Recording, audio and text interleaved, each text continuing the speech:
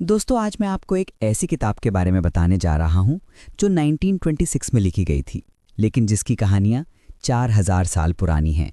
George Klaassen की the richest man in Babylon, एक किताब जो एंशिएंट बेबीलोन की कहानियों के थ्रू मॉडर्न फाइनेंशियल विजडम सिखाती है। और सबसे इंटरेस्टिंग बात, जो प्रिंसिपल्स 4000 साल पहले काम करते थे वो आज भी उतने ही पावरफुल हैं। सोचो, तुम एंशिएंट बेबीलोन में हो, दुनिया का सबसे अमीर शहर, golden palaces, hanging gardens, prosperity हर तरफ। लेकिन एक इंटरेस्टिंग चीज नोटिस करो, कुछ लोग बहुत अमीर हैं जबकि ज्यादातर लोग रोज कमाते हैं, रोज खर्च करते हैं और कभी आगे नहीं बढ़ पाते। क्यों?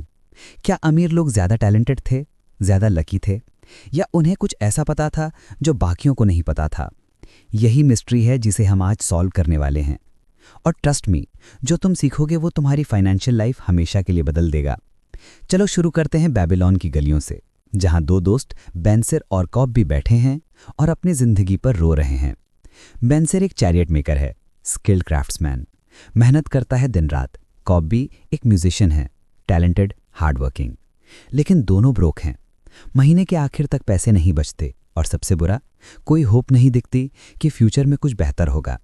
बेंसर कहता है, यार हम भी मेहनत करते हैं, स्किल्स भी हैं, फिर क्यों हम गरीब हैं जबकि हमारा चाइल्डहुड फ्रेंड अर्काड, जो हमसे ज्यादा टैलेंटेड नहीं था, आज बेबीलोन का सबसे अमीर आदमी है। ये सवाल उन्हें परेशान करता है, तो वो डिसाइड करते हैं, चलो आर्काड से मिलते हैं और पूछते हैं उसका सीक्रेट क्या है। जब वो आर्काड के पास जाते हैं तो आर्काड उन्हें अपनी स्टोरी सुनाता है, और ये स्टोरी है जो हर यंग पर्सन को सुननी चाहिए। आर्काड कहता है, मैं भी तुम्हारी तरह था, एक टैबलेट मेकर, हार्ड वर्क करता था लेकिन कभी पैसे नहीं बचते थे। एक दिन मैंने खुद से पूछा, मैं गरीब क्यों हूं? और फिर मैंने एक डिसीजन लिया जिसने मेरी जिंदगी बदल दी। मैंने डिसाइड किया कि मैं रिच बनूंगा, और मैंने उन लोगों से सीखना शुरू किया जो पहले से रिच थे। आर्काड को एक पावरफुल लेसन मिला एल्गामेश से, एक बूढ़े मनी लेंडर से। एल्गामेश ने उसे सबसे इंपॉर्टेंट रूल बताया जो वेल्थ बिल्डिंग का फाउंडेशन है। उसने कहा, एक part of all you earn is yours to keep. जो भी तुम कमाते हो उसका कम से कम 1/10 हमेशा अपने पास रखो। Pay yourself first. Arkad initially confused हुआ, लेकिन जो मैं कमाता हूं वो सबका मेरा ही है ना? एल्गामेश मुस्कुराया और बोला, नहीं, जो तुम कमाते हो उसमें से कुछ तुम्हारे लैंडलॉर्ड को जाता है, कुछ फूड सेलर को, कुछ क्लोथियर को। सबको कुछ ना कुछ मिलता है, लेकिन तुम्हारे पास क्या बचता है? कुछ नहीं। तो एक्चुअली वो पैसा तुम्हारा नहीं, उन सबका है जिन्हें तुम पे करते हो। ये रियलाइजेशन आर्काड के लिए लाइफ चेंजिंग था। उसने उसी दिन से शुरू किया, हर 10 कॉइन्स में से एक कॉइन अपने लिए सेव करना। इनिशियली मुश्किल लगा, कैसे मैनेज करूंगा 9 कॉइन्स में, लेकिन सरप्राइजिंगली उसने मैनेज कर लिया और धीरे धीरे उसके पास एक छोटा सा फंड बन गया। लेकिन यहां आर्काड ने दूसरी स्मार्ट चीज की। उसने बस सेव नहीं किया, उसने उन पैसों को काम पर लगाया, इन्वेस्ट किया। एल्गामेश ने उसे सिखाया कि तुम्हारे गोल्ड को मल्टीप्लाई होना चाहिए, ये बस पड़े नहीं रहने चाहिए, इन्हें काम करना चाहिए। आर्काड ने अपने सेव्ड कॉइन्स को एक ज्वेल मर्चेंट को लोन दिया। मर्चेंट ने उन कॉइन से ज्वेल्स खरीदे, बेचे, प्रॉफिट कमाया और आर्काड को इंटरेस्ट के साथ रिटर्न किया। आर्काड के कॉइन्स ने कॉइन्स प्रोड्यूस किए और फिर वो कॉइन्स और कॉइन्स प्रोड्यूस करने लगे। ये था कंपाउंड इंटरेस्ट की पावर। लेकिन यहां एक ट्विस्ट आता है जो बहुत इंपॉर्टेंट है। आर्काड ने अपनी पहली इन्वेस्टमेंट में गलती की। उसने एक ब्रिक मेकर को पैसे दिए जो ज्वेल्स का बिजनेस शुरू करना चाहता था। Sounds reasonable, right? लेकिन वो ब्रिक मेकर ज्वेल्स के बारे में कुछ नहीं जानता था। रिजल्ट, सारे पैसे गए। आर्काड डेवास्टेटेड था। लेकिन एल्गामेश ने उसे एक और वैल्यूएबल लेसन दिया, कभी भी उन लोगों को पैसे मत दो जिन्हें उस बिजनेस का एक्सपीरियंस नहीं है। जो ज्वेल्स बेचता है उससे ज्वेल्स के बारे में एडवाइस लो, जो ब्रिक्स बनाता है उससे ब्रिक्स के बारे में पूछो। हर आदमी को अपने फील्ड का एक्सपर्ट बनने दो।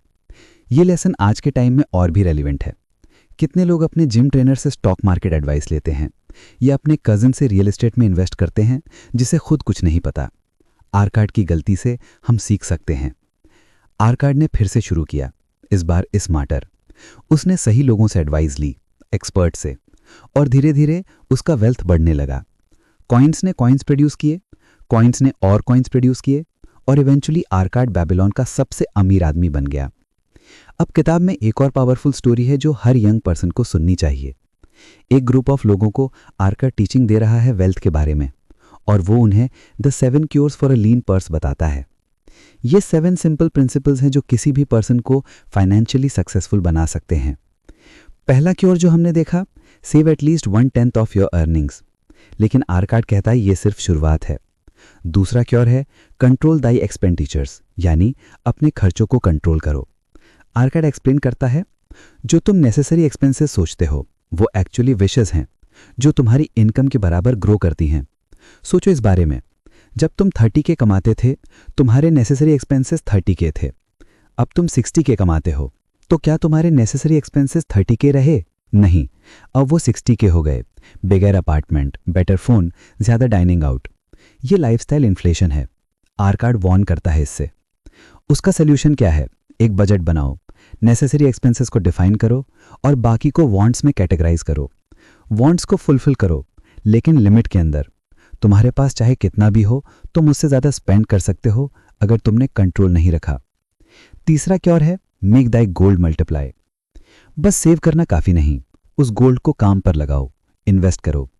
आर्काड कहता है हर कॉइन जो तुम्हारे पास है वो एक स्लेव है जो तुम्हारे लिए काम कर सकता है, और हर कॉइन जो वो स्लेव अर्न करता है वो भी एक स्लेव है। इमेजिन करो तुम्हारे पास 10,000 रुपीज हैं। अगर तुम उन्हें सिर्फ रखोगे तो वो 10,000 ही रहेंगे, लेकिन अगर तुम उन्हें इन्वेस्ट करोगे 10% रिटर्न पर तो एक साल में वो 11,000 हो जाएंगे, दूसरे साल 12,100, तीसरे साल 13,330। ये कंपाउंड इंटरेस्ट है। आइंस्टाइन ने इसे 8th wonder of the world कहा था। चौथा क्योर है guard Dai treasures from loss. अपने वेल्थ को नुकसान से बचाओ। आर्काड कहता है पहली प्रायोरिटी है प्रिंसिपल को सेफ रखना, रिटर्न्स तो बाद की बात है। कितनी यंग लोग गेट रिच क्विक स्कीम्स में फंसते हैं। 3 महीने में डबल रिटर्न्स, गारंटीड 50% प्रॉफिट, ऐसे प्रोमिसेस सुनकर लोग अपनी हार्ड अर्न सेविंग्स लगा देते हैं और सब गंवा देते हैं। आर्काड कहता है अगर कुछ टू गुड टू ट्रू लगे तो प्रॉबेबली वो है ही नहीं। कंजर्वेटिव रहो, सेफ इन्वेस्टमेंट्स चुनो। पांचवा cure make of that dwelling a profitable investment. अपने घर को एक प्रॉफिटेबल इन्वेस्टमेंट बनाओ।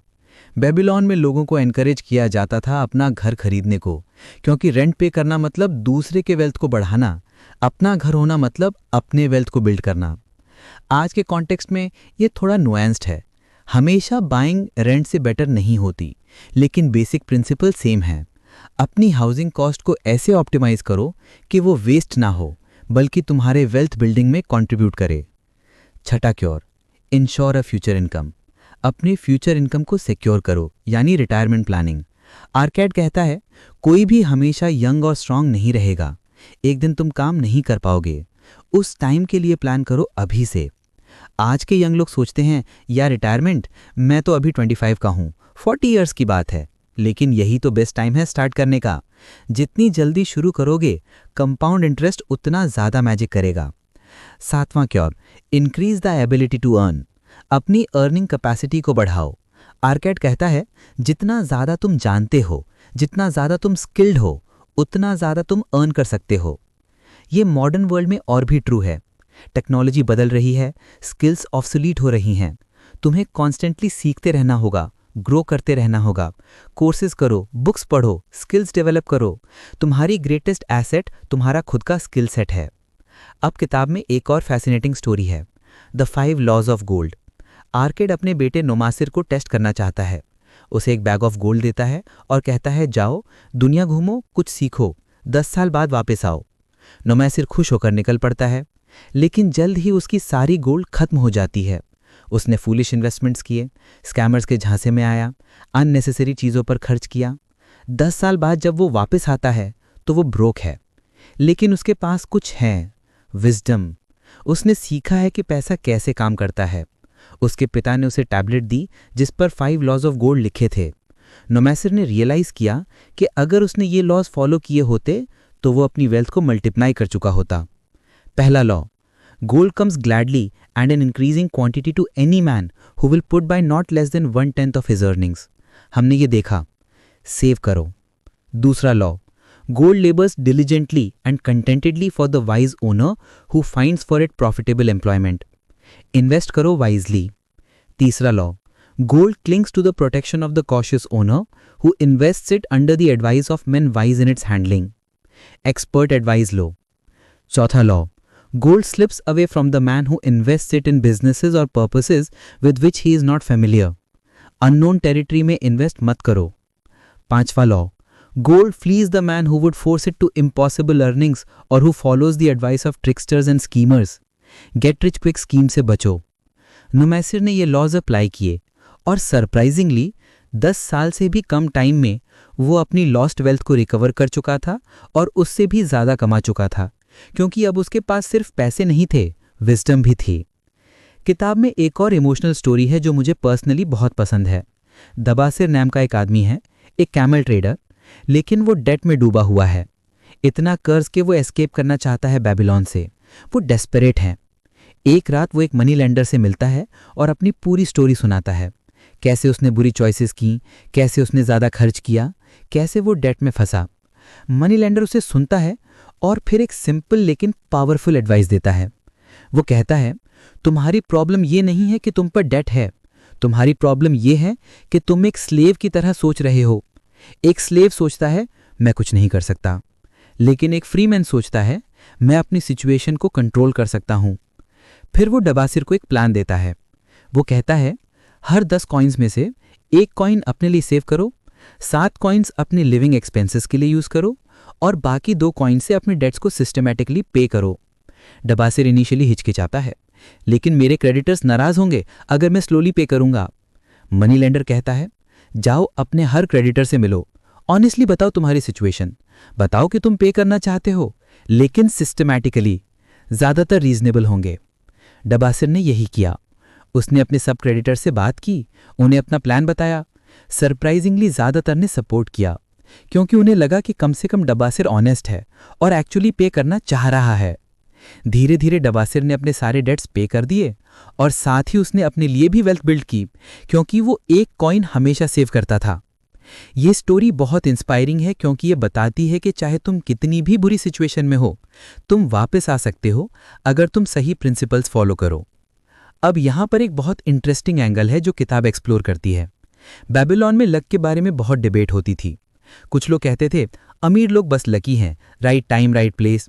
दूसरे कहते थे नहीं, लक का कोई रोल नहीं है, ये सब हार्डवर्क है।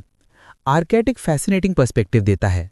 वो कहता है लक, हाँ लक होती है, लेकिन लक फेवर करती है उन्हें जो एक्शन लेते हैं, जो अपॉर्चुनिटीज़ को ग्रैब करते हैं, जो प्रिपेयर्ड रहते हैं। वो एक स्टोरी सुनाता है। एक यंग मैन था जिसे अपॉर्चुनिटी मिली एक प्रॉफिटेबल बिजनेस वेंचर में इन्वेस्ट करने की, लेकिन उसने कहा मुझे सोचने दो, नेक्स्ट वीक डिसाइड करूंगा। नेक्स्ट वीक तक अपॉर्चुनिटी चली गई, किसी और ने ग्रैब कर ली। आर्केट कहता है लक उसी को मिलती है जो तैयार है, जिसके पास रिसोर्सेज हैं, जो डिसाइसिव हैं। अगर तुमने कंसिस्टेंटली सेव नहीं किया, अगर तुमने अपनी स्किल्स डेवलप नहीं की, अगर तुम हेजिटेंट हो, तो अपॉर्चुनिटी आएगी भी तो तुम उसे ग्रैब नहीं कर पाओगे। ये आज के यंग एंटरप्रेन्योर्स के लिए बहुत रेलेवेंट है। कितनी बार तुमने सुना है काश मैंने भी बिटकॉइन में इन्वेस्ट किया होता जब वो 1000 रुपए का था, या काश मैंने वो स्टार्टअप ज्वाइन किया होता। लेकिन सच ये है, जब वो अपॉर्चुनिटीज थीं, तुम प्रिपेयर्ड नहीं थे, तुम्हारे पास सेविंग्स नहीं थी, या तुम्हारे पास करेज नहीं था डिसीजन लेने का। किताब का एक और पावरफुल मैसेज है, where the determination is the way can be found. जहाँ डिटर्मिनेशन है वहाँ रास्ता मिल जाता है। बेबीलोन के वॉल्स को बनाने वाले वर्कर्स थे, सिंपल लोग, लेकिन जिन्होंने डेकेड लगाए उन मैसिव वॉल्स को बनाने में, brick by brick, day by day, slowly लेकिन श्योरली। और आज हजारों साल बाद भी वो वॉल्स स्टैंड करती हैं। यही प्रिंसिपल वेल्थ बिल्डिंग में अप्लाई होता है। ये मैराथन है, स्प्रिंट नहीं, ये ओवरनाइट नहीं होता। लेकिन अगर तुम कंसिस्टेंट रहो, डिसिप्लिन रहो, पेशेंट रहो, तो रिजल्ट्स ज़रूर आएंगे। आज के कॉन्टेक्स्ट में हम इंस्टेंट ग्रेटिफिकेशन के युग में जी रहे हैं। स्विगी पर ऑर्डर किया, 30 मिनट्स में खाना। अमेज़ॉन पर ऑर्डर किया, नेक्स्ट डे डिलीवरी। नेटफ्लिक्स पर कुछ देखना है, तुरंत अवेलेबल। लेकिन वेल्थ बिल्डिंग वो इंस्टेंट नहीं है, और यही फ्रस्ट्रेटिंग है यंग लोगों के लिए। लेकिन बेबीलोन के प्रिंसिपल्स हमें याद दिलाते हैं, गुड थिंग्स टेक टाइम, और वो वेट वर्थ है। अगर तुम आज 25 साल के हो और 5000 रुपये मंथली SIP शुरू करते हो, तो 35 साल बाद जब तुम 60 साल के होगे तुम्हारे पास करोड़ों होंगे। साउंड्स अनबिलीवेबल, लेकिन ये मैथ है, कंपाउंड इंटरेस्ट का मैजिक। किताब अपना मैसेज एक ब्यूटीफुल नोट पर एंड करती है। अर्कैड अपने स्टूडेंट से कहता है, I found the road to wealth when I decided that a part of all I earned was mine to keep, and so will you. ये डिसीजन, बस ये एक सिंपल डिसीजन कि मैं अपनी अर्निंग्स का एक हिस्सा हमेशा अपने लिए रखूंगा, ये सब कुछ बदल सकता है। लेकिन डिसीजन लेना काफ़ी नहीं, एक्शन लेना पड़ेगा, कंसिस्टेंटली, पेशेंटली, वाइजली। अब मैं तुमसे पूछता हूँ, क्या तुम वो डिसीजन लेने के लिए रेडी हो? क्या तुम आज से, अभी से अपनी अर्निंग्स का 1/10 सेव करना शुरू करोगे? क्या तुम अपने खर्चों को कंट्रोल करोगे? क्या तुम वाइजली इन्वेस्ट करोगे? क्या तुम एक्सपर्ट्स की एडवाइस लेने के लिए हम्बल होगे? क्या तुम पेशेंट होगे और कंपाउंड इंटरेस्ट को अपना मैजिक करने दोगे? अगर हाँ, तो तुम बेबीलोन के उन वाइज लोगों की तरह हो जो सेंचुरीज पहले अमीर बने थे, और तुम भी फाइनेंशियली फ्री हो सकते हो। ये कोई रॉकेट साइंस नहीं है, ये सिंपल प्रिंसिपल्स हैं जो काम करते हैं, हमेशा काम करते हैं। एज, कंट्री, बैकग्राउंड कुछ भी हो, ये प्रिंसिपल्स अप्लाई होते हैं। तो आज से ही शुरू करो। अपनी अगली सैलरी का 10% अलग रख दो। एक सेपरेट अकाउंट बनाओ सिर्फ सेविंग्स के लिए। ऑटोमेटिकली ट्रांसफर सेटअप करो। बजट बनाओ। अपने फाइनेंशियल गोल्स डिफाइन करो। एक्सपर्ट एडवाइस लो। बुक्स पढ़ो, कोर्सेज करो, फाइनेंशियल एडवाइजर से मिलो। और सबसे इंपॉर्टेंट, पेशेंट रहो। रोम एक दिन में नहीं बना था, बेबीलोन भी नहीं, और तुम्हारा वेल्थ भी नहीं बनेगा, लेकिन बनेगा ज़रूर, brick by brick, coin by coin, year by year. The richest man in Babylon सिर्फ एक किताब नहीं है, ये एक टाइमलेस गाइड है। 4000 साल पुरानी विजडम जो आज भी उतनी ही रेलेवेंट है। और अगर तुम इन प्रिंसिपल्स को अपनी लाइफ में अप्लाई करो तो तुम भी अपनी ओन बेबीलोन बिल्ड कर सकते हो। एक ऐसी ज़िंदगी जहाँ तुम फाइनेंशियली फ्री हो, जहाँ पैसों की टेंशन नहीं है, जहाँ तुम अपने ड्रीम्स परस्यू कर सकते हो। तो डिसीजन तुम्हारी है। क्या तुम वो रोड पर चलने के लिए रेडी हो जिस पर अर्कैड चला था? The road to wealth, the road to financial freedom. और हाँ दोस्तों, ऐसे ही लाइफ चेंजिंग बुक्स की समरीज और पावरफुल लर्निंग्स के लिए मेरे यूट्यूब चैनल बुक समरी अड्डा को सब्सक्राइब ज़रूर करो। हर हफ्ते हम लाते हैं ऐसी किताबों के जेम्स जो तुम्हारी ज़िंदगी ट्रांसफॉर्म कर सकती हैं। सब्सक्राइब करो, बेल आइकन दबाओ और बन जाओ इस लर्निंग जर्नी का पार्ट। तुम्हारी वेल्दी लाइफ की शुरुआत हो आज से, अभी से, बेबीलोन के प्रिंसिपल्स के साथ, फाइनेंशियल फ्रीडम की तरफ, एक कॉइन एट अ टाइम, एक decision at a time. Remember, a part of all you earn is yours to keep. Make that decision today और देखो कैसे तुम्हारी जिंदगी बदलती है। The richest man in Babylon बनने की जर्नी शुरू हो। लेट्स गो।